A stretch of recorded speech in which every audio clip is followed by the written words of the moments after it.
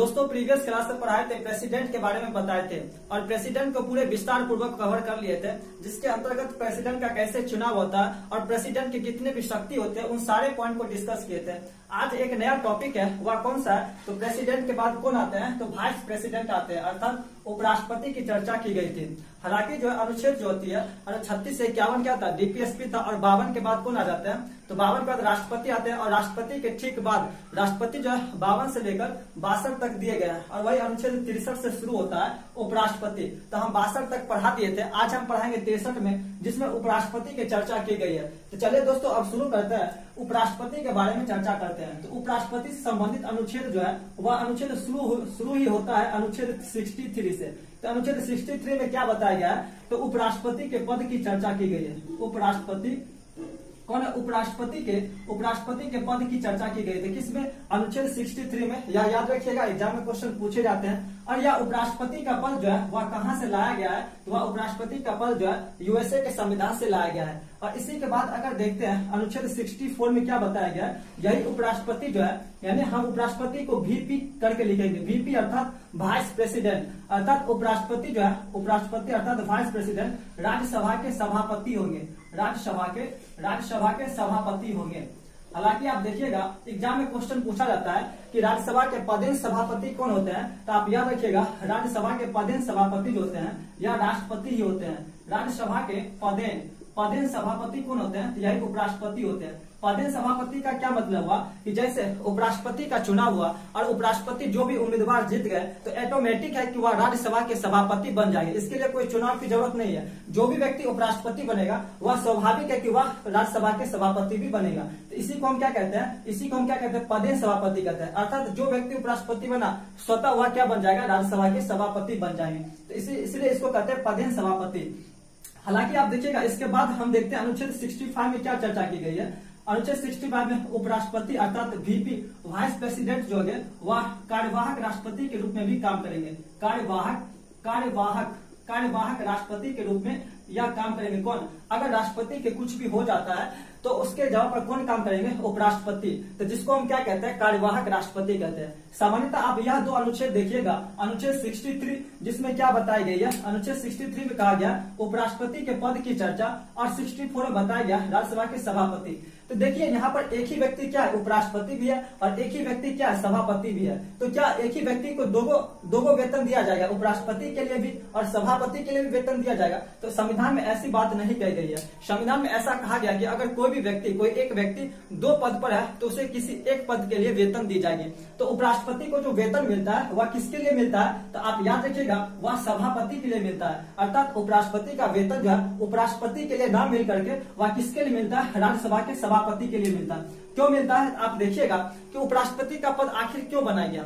हालांकि उपराष्ट्रपति का पद जो है इसलिए बनाया गया ताकि अगर बाय चांस राष्ट्रपति की अपने पद ग्रहण यानी कि पद के दौरान अर्थात कार्यकाल के दौरान अगर मृत्यु हो जाती है या फिर वह त्याग पत्र देते हैं या फिर महाभियोग द्वारा उसे हटा दिया जाता है तो तात्कालिक रूप से टेम्पोररी रूप से कौन काम करेंगे? तो यही उपराष्ट्रपति जो है वह राष्ट्रपति के रूप में काम करेंगे। बस इसी के लिए क्या हुआ था? उपराष्ट्रपति का पद का गठन किया गया।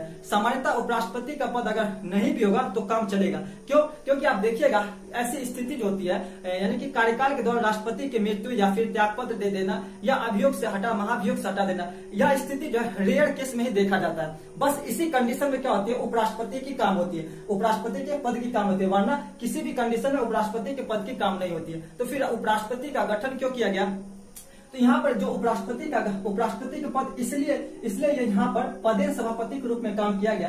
अगर उपराष्ट्रपति को अलग बना दिया जाता और सभापति को अलग बना दिया जाता तो यहाँ पर उपराष्ट्रपति जी बैठले क्या करते? वेतन लेते हैं। इसलिए क्या हुआ? इसी उपराष्ट्रपति को राज्यसभा का सभापति बना दिया गया ताकि यहाँ उपराष्ट्रपति बैठल वेतन नहीं मिलेगा, ताकि यहाँ पर राज्यसभा में जो भी गतिविधि हो रहा है उसको हैंडल करेगा और उसे उसी के लिए वेतन दी जाएगी। अगर दोनों को अलग अलग बना देते तो यह उपराष्ट्रपति सिर्फ बैठल क्या करता? सरकार का वेतन लेता। इसलिए क्या किया गया? इसी उपराष्ट्रपति को राज्यसभा का सभापति बना दिया गया और वेतन जो है इसी के लिए दिया जाता है, इसी राज्यसभा के सभापति के लिए दिया जाता है। क्यों? क्योंकि राज्यसभा में जो भी एक्टिविटी होती है उसको कंट्रोल करने का काम कौन करती है? यही उपराष्ट्रपति करती है, अर्थात राज्यसभा के सभापति करती है। तो दोस्तों आप समझ गए होंगे कि उपराष्ट्रपति का पद गठन क्यों किया गया और इस एक ही व्यक्ति को दो पद क्यों दिया गया। तो आप समझ गए होंगे। तो दो क्वेश्चन आप पूछा जाता है दो क्वेश्चन क्या पूछा जाता है, राज्यसभा के पदेन सभापति क्या उपराष्ट्रपति होते हैं। तो आप देखिएगा जितने भी पीसीएस स्तर के एग्जाम होते हैं वहां पर जो है स्टेटमेंट के थ्रू क्वेश्चन पूछा जाता है, तो वहीं पर पूछा जाता है कि राज्यसभा के पदेन सभापति उपराष्ट्रपति होते हैं, ऐसे करके क्वेश्चन पूछा जाता है, तो आप याद रखिएगा। चलिए दोस्तों अब नेक्स्ट अनुच्छेद की बात करते हैं, अनुच्छेद 66 में बात करते हैं। अनुच्छेद 66 में क्या बताया गया कि वीपी अर्थात वाइस प्रेसिडेंट के निर्वाचन की चर्चा की गई है, निर्वाचन की चर्चा की गई है। अब देखिए इनका निर्वाचन कैसे होता है, तो राष्ट्रपति के निर्वाचन की तरह उपराष्ट्रपति का निर्वाचन भी कैसे होता है, एकल संक्रमणीय अनुपातिक प्रणाली के द्वारा होता है, एकल संक्रमणीय अनुपातिक प्रणाली के द्वारा होता है। यह क्या होती है प्रणाली, हम राष्ट्रपति चैप्टर में विस्तार पूर्वक बताए थे। अगर जो भी व्यक्ति राष्ट्रपति चैप्टर को नहीं पढ़े हैं तो वहां पर जाकर देखिए यह एकल संक्रमणीय अनुपातिक प्रणाली क्या होती है, उसको हम डिटेल से बताए थे। कैसे राष्ट्रपति का चुनाव होता है, कैसे क्या होती है, कैसे यानी कि दूसरे चरण की मतगणना होती है, वो सारे कंडीशन हम बताए थे। तो यहाँ पर क्या चर्चा की गई थी, यानी कि वाइस प्रेसिडेंट के निर्वाचन। तो निर्वाचन कैसे होता है, तो एकल संक्रमणीय अनुपातिक प्रणाली। अब देखिए इसमें याद क्या रखना है कि देखिए यानी कि वाइस प्रेसिडेंट के निर्वाचन में कौन भाग लेती है, उसको याद रखना है। यह क्वेश्चन एग्जाम में हजारों बार पूछा गया होगा कि वाइस प्रेसिडेंट अर्थात उपराष्ट्रपति के निर्वाचन में कौन भाग लेते हैं। तो आप याद रखिएगा लोकसभा अर्थात एलएस, लोकसभा और राज्यसभा के दोनों सदस्य भाग लेते हैं, दोनों सदस्य जो होते हैं भाग लेते हैं। याद रखिएगा लोकसभा और राज्यसभा के दोनों सदस्य का मतलब क्या हुआ, इसमें निर्वाचित और एंग्लो इंडियन सभी सदस्य आ जाएंगे, समझ गए आप। तो लोकसभा और राज्यसभा के दोनों सदस्य भाग लेते हैं। हालांकि वहाँ वो राष्ट्रपति में हम बताए थे लोकसभा और राज्यसभा के निर्वाचित सदस्य, वहां पर मनोनीत और एंग्लो इंडियन भाग नहीं लेते हैं। लेकिन उपराष्ट्रपति में क्या होता है, लोकसभा और राज्यसभा के दोनों सदस्य भाग लेते हैं, अर्थात निर्वाचित अर्थात मनोनीत और एंग्लो इंडियन सभी भाग लेते हैं। आप यहाँ से यह पॉइंट कहता है, हजारों बार क्वेश्चन एग्जाम में पूछा हुआ क्वेश्चन है। तो दोस्तों आप याद रखिएगा, या तो समझ गए होंगे एकल संक्रमणीय अनुपातिक प्रणाली क्या होती है। तो दोस्तों यहाँ पर एक ध्यान देने वाली बात यह है कि हम पढ़ाए थे कि राष्ट्रपति जो होती है, राष्ट्रपति के निर्वाचन में विधानसभा के सदस्य भाग लेते हैं। लेकिन हम यहाँ पर देख रहे हैं उपराष्ट्रपति के चुनाव में विधानसभा के लोग भाग नहीं लेते हैं। ऐसा क्यों होता है, तो इसका भी एक रीजन है कि उपराष्ट्रपति के चुनाव में विधानसभा के लोग क्यों नहीं भाग लेते हैं। चलिए उस रीजन को हम समझते हैं। सामान्यतः आप देखिएगा जब राजकीय आपातकाल लगती है तो राजकीय आपातकाल कौन लगाती है, राजकीय आपातकाल। तो राजकीय आपातकाल कौन लगाती है, तो राजकीय आपातकाल जो है वह प्रेसिडेंट लगाती है, अर्थात राष्ट्रपति क्या करते हैं, राजकीय आपातकाल लगाते हैं। तो प्रेसिडेंट जो हमारे राज्य में राजकीय आपातकाल लगाती है, तो उस प्रेसिडेंट को कौन चुना है, तो हमारे राज्य के एमएलए लोग क्या होती है, वह प्रेसिडेंट के चुनाव में भाग लेती है। तो हमारे राज्य के एमएलए जो होती है वह क्या करती है, इस प्रेसिडेंट को चुनती है। हालांकि एमपी भी चुनती है, लेकिन उस एमपी के साथ साथ एमएलए भी क्या करती है, उस राष्ट्रपति के निर्वाचन में भाग लेती है। अब जहां पर क्या होती है, यह एमएलए जो होती है या प्रेसिडेंट को चुनी है, तो यह एमएलए कहाँ पर रहती है, राज्य में रहती है। अब जो एमएलए जो है वह राष्ट्रपति को चुनी तो राष्ट्रपति को भी यह कर्तव्य बनता है कि राज्य में कोई भी घटना घटे, तो अगर कोई भी दुर्व्यवहार घटना घटे तो उसे रखवाली करने का अधिकार होता है जब इसको यह चुनी है। इसलिए क्या होता है, जब भी क्या होती है किसी राज्य में अराजकता जैसी स्थिति उत्पन्न हो जाती है तो वहां पर राजकीय आपात कौन लगाते हैं, राष्ट्रपति लगाते हैं। राजकीय आपातकाल लगाकर वहां की स्थिति को कंट्रोल करते हैं और फिर नई सरकार के गठन करते हैं। अर्थात यहाँ पर एमएलए जो है एक तरफ राष्ट्रपति का चुनी, तो वही दूसरी तरफ राष्ट्रपति जी क्या करते हैं, या जो राज्य में एमएलए रहता है उसके एरिया में जो भी अगर कंडीशन गड़बड़ होती है तो उसे संभालने का काम करती है। अर्थात एक दूसरे का क्या है, पूरक है। लेकिन यही उपराष्ट्रपति देखा जाए, उपराष्ट्रपति क्या करते हैं, राज्य में आपातकाल नहीं लगाते हैं, यानी राज्य के लिए कोई भी भलाई जैसे काम नहीं करते हैं। इसलिए उपराष्ट्रपति के चुनाव जो है विधानसभा के लोग भाग नहीं लेते हैं। तो दोस्तों यह कंक्लूजन आप समझ गए होंगे कि उपराष्ट्रपति के चुनाव में विधानसभा के लोग क्यों नहीं भाग लेते हैं, और भाग लेते हैं राष्ट्रपति के चुनाव में तो क्यों भाग लेते हैं। तो चलिए दोस्तों अब देखते हैं अनुच्छेद 67 को देखते हैं। अनुच्छेद 67 को देखते हैं। अनुच्छेद 67 में क्या बताई गई है, लेकिन पहले अनुच्छेद 67 बात करने से पहले हम देख लेते हैं कि जब उपराष्ट्रपति की योग्यता या उपराष्ट्रपति की दशाएं जो है वह किस अनुच्छेद में दी गई है। तो दोस्तों आप देखिएगा अनुच्छेद 66 में ही क्या दिया गया है, उपराष्ट्रपति की योग्यता और दशाएं की चर्चा की गई है। इसके लिए कोई अलग अनुच्छेद नहीं बनाया गया। हालांकि राष्ट्रपति के लिए योग्यता के लिए हम पढ़ाए थे कि 58 में था, लेकिन उपराष्ट्रपति के लिए अलग से अनुच्छेद नहीं है। इसी अनुच्छेद में बताई गई है उपराष्ट्रपति बनने की क्या योग्यता होनी चाहिए। तो योग्यता क्या होती है, तो पहला एक योग्यता क्या होती है कि वह भारत का नागरिक हो, भारत का नागरिक होना चाहिए। याद रखिएगा, यहाँ से एग्जाम में फंसाया कैसे जाता है कि आपको दे देगा कि उसका जन्म भारत में होना चाहिए। तो ऐसा कोई प्रावधान नहीं है कि कोई भी उपराष्ट्रपति या राष्ट्रपति बनने के लिए भारत में उस व्यक्ति को जन्म होना चाहिए, ऐसा प्रावधान नहीं है। सिर्फ क्या है, भारत का नागरिक होना चाहिए। अगर कोई व्यक्ति अमेरिका में भी जन्म लिया है लेकिन वह भारत की नागरिकता प्राप्त कर लिया तो वो भी व्यक्ति भारत के राष्ट्रपति बन सकता है। तो पहला क्या प्रावधान है, भारत का नागरिक होना चाहिए। सेकंड क्या है कि उम्र जो है वह उम्र कितनी होनी चाहिए, तो वह उम्र 35 वर्ष होनी चाहिए। इसके अलावा एक थर्ड कंडीशन भी आप देखिएगा, राज्यसभा के सदस्य बनने की योग्यता होनी चाहिए। राज्यसभा के सदस्य, जहां हम राष्ट्रपति में क्या देखे थे कि राष्ट्रपति के लिए लोकसभा के सदस्य बनना अनिवार्य है, अर्थात राज्यसभा के सदस्य बनने की योग्यता रखनी चाहिए।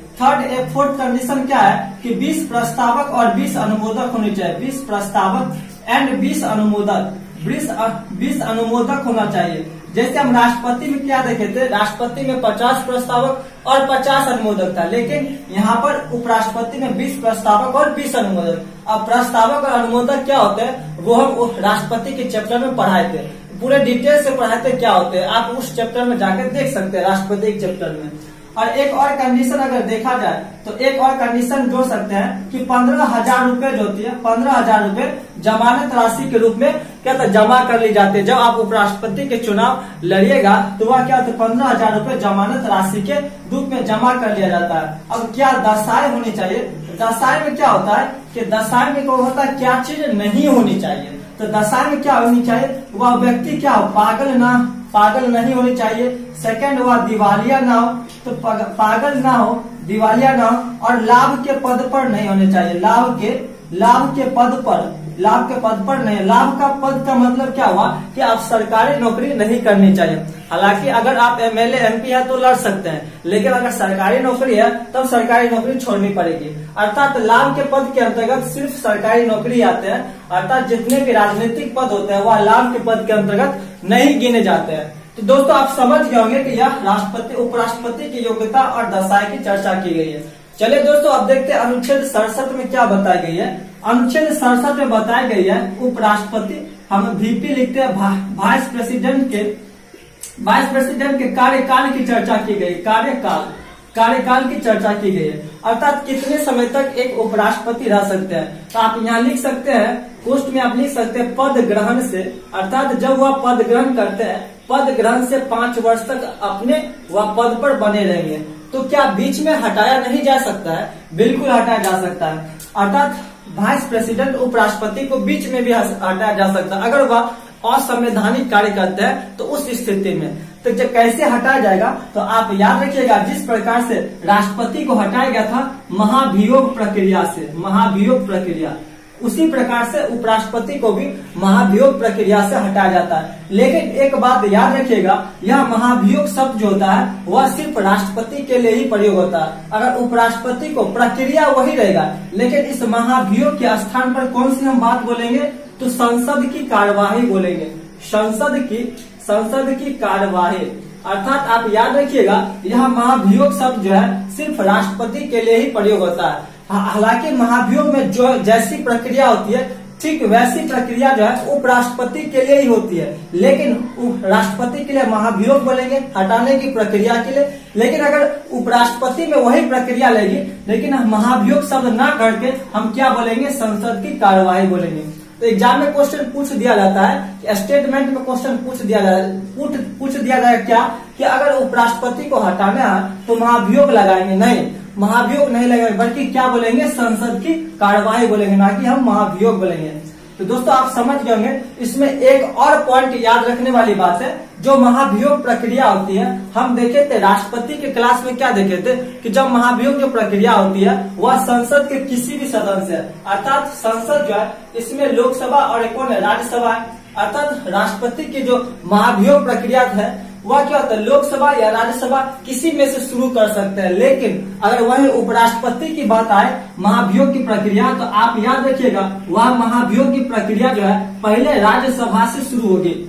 यह पॉइंट याद रखिएगा कि राष्ट्रपति यानी कि उपराष्ट्रपति की जो महाभियोग प्रक्रिया अर्थात संसद की कार्यवाही जो शुरू होगी वह कहाँ से शुरू होगी, वह पहले राज्यसभा से शुरू होगी। क्या प्रक्रिया थी, चलिए हम 1 मिनट में समझ लेते हैं। जैसे उपराष्ट्रपति को हटाना है, कैसे हटाएंगे, तो पहले तो राज्यसभा से संसद की कार्यवाही शुरू होगी। पहले तो राज्यसभा के 1/4 सदस्य का समर्थन प्राप्त करना होगा कि हम उपराष्ट्रपति को हटाने वाले हैं। अर्थात जितने भी सदस्य है, कितने 250 सदस्य है, वर्तमान में कितने 245 है, तो 245 को 1/4 सदस्य पहले राज्यसभा में समर्थन प्राप्त करना होगा कि हम उपराष्ट्रपति को हटाने वाले हैं। फिर क्या होगा, फिर 2/3 सदस्य अर्थात विशेष बहुमत, या फिर इसको बोल सकते हैं 66% के द्वारा जो है इस राज्यसभा से पारित करना पड़ेगा। और जो राज्यसभा से पारित हो गया, जो दूसरा सदन में जाएगा, उसके 14 दिन पहले उपराष्ट्रपति को इन्फॉर्म कर देनी होगी कि आप पर संसद की कार्रवाई अर्थात महाभियोग आने वाला है। तब क्या करेंगे, उपराष्ट्रपति 14 दिन के अंदर इस लोकसभा में जाके अपनी सफाई देंगे कि हम ऐसा कोई भी काम नहीं किया है जो संविधान के खिलाफ हो। अगर वह वहां पर अगर साबित कर देते तो ठीक है, तब वहां पर क्या होगा, अगर लोकसभा से पारित नहीं हुई तब क्या उपराष्ट्रपति अपने पद पर बने रहेंगे। लेकिन अगर लोकसभा से भी अगर पारित हो गया 2/3 बहुमत से, तब क्या होगा, उपराष्ट्रपति को अपने पद से हटा दिया जाएगा। उपराष्ट्रपति को अपने पद से हटा दिया जाएगा। तो दोस्तों आप याद रखिएगा, अनुच्छेद 67 में क्या है, तो विधान यानी कि वाइस प्रेसिडेंट के कार्यकाल की चर्चा है। तो कितने कार्यकाल तक रहते हैं आप समझ गए होंगे कि जब पद ग्रहण करते हैं उसके 5 वर्ष तक रह सकते हैं, लेकिन उसे बीच में भी हटाया जा सकता है। कैसे, तो संसद की कार्यवाही के दौरान। चलिए दोस्तों अब देखते हैं अनुच्छेद 67 के बाद देखते हैं अनुच्छेद 68 में क्या बताया गया। अनुच्छेद 68 में क्या बताया गया, चुनाव के उपराष्ट्रपति के चुनाव के समय की चर्चा की गई है। अर्थात उपराष्ट्रपति अर्थात वाइस प्रेसिडेंट के चुनाव के समय की चर्चा की गई है।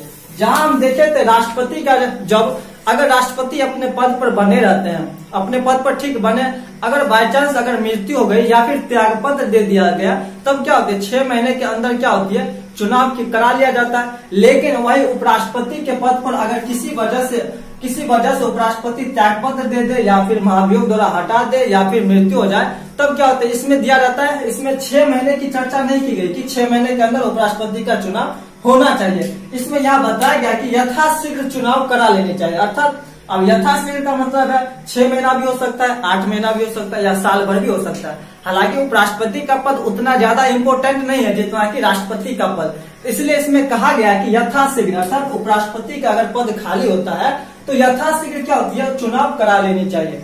तो दोस्तों आप समझ गए कि अनुच्छेद 68 में क्या बताई गई है, तो वाइस प्रेसिडेंट के चुनाव के समय की चर्चा की गई है। कैसे चुनाव अर्थात कैसे पद खाली होंगे फिर उसको भरा जाएगा। अब देखते हैं अनुच्छेद 69 को देखते हैं क्या बताया गया है। तो अनुच्छेद 69 में वाइस प्रेसिडेंट के शपथ ग्रहण की चर्चा की गई है। शपथ ग्रहण की चर्चा की गई है। अर्थात उपराष्ट्रपति को शपथ कौन दिलाते हैं, तो आप याद रखिएगा राष्ट्रपति जी उपराष्ट्रपति को शपथ दिलाते हैं। तो यह किस अनुच्छेद में, 69 में, या जितने भी अनुच्छेद है सभी इम्पोर्टेंट है, सबको आप एक लाइन में याद करके रखना है और उसको समझ कर रखना है।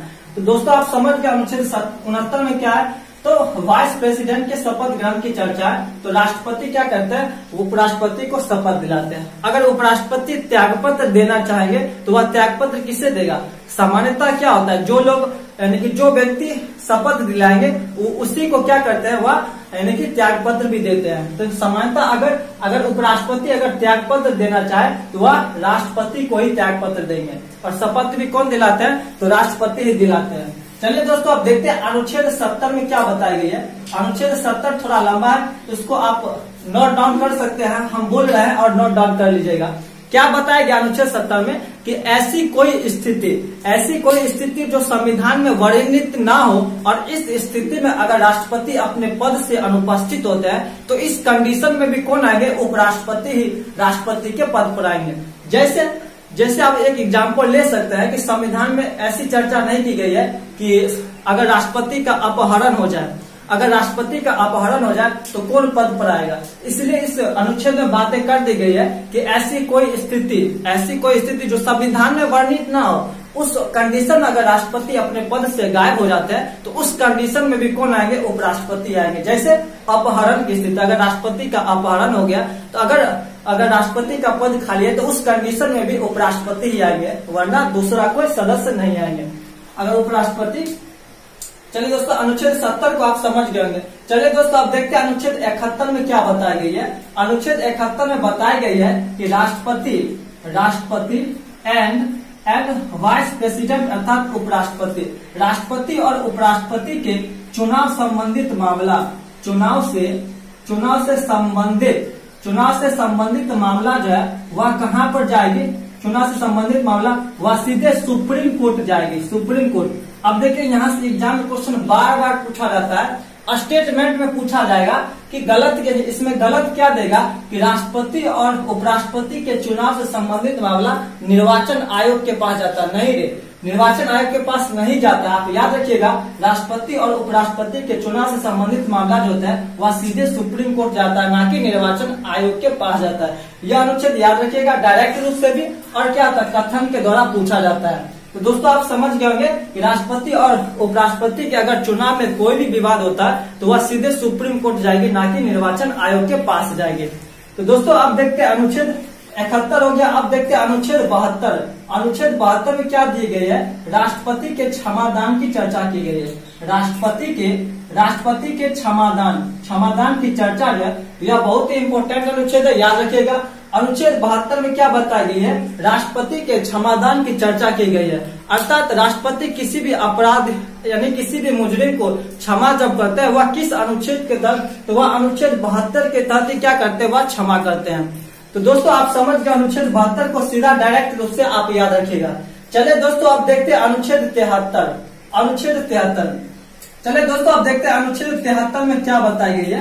अनुच्छेद 73 में क्या बताई गई है, कार्यपालिका के शक्तियों का विस्तार, कार्यपालिका के शक्तियों का विस्तार की चर्चा की गई।